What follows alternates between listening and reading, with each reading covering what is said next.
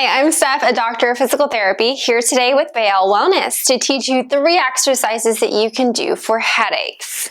For the first one, it's really great to just stretch the neck. A lot of these muscles, like the upper traps, can get really tense, contributing to those tension headaches. So you can just pull the head to one side, keeping this shoulder down for 30 seconds to each side.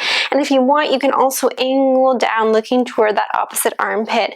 We're just getting all of those different scalenes and upper trap muscles that run up to the base of the skull and can contribute to those headaches.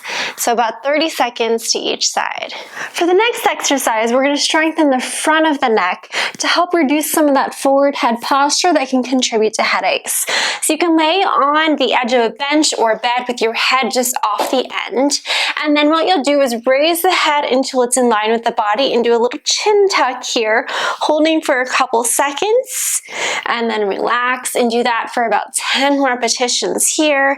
You can increase the duration of that hold as you get stronger. And finally, we'll take it down to the ground with a tennis ball or a small massage ball of some sort.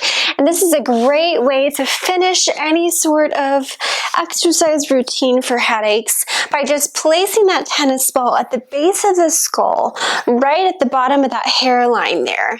And you can do that directly in the center, or you can do it off to one side if you're feeling the headache on just one side.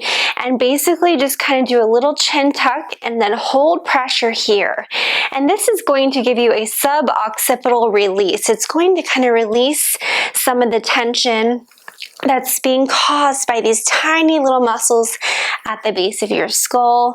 And you can hold this for a couple minutes or even 5-10 minutes if you want, whatever feels good and gives you some headache relief. And that's it. Stay tuned to this Bayal Wellness channel for more wellness videos.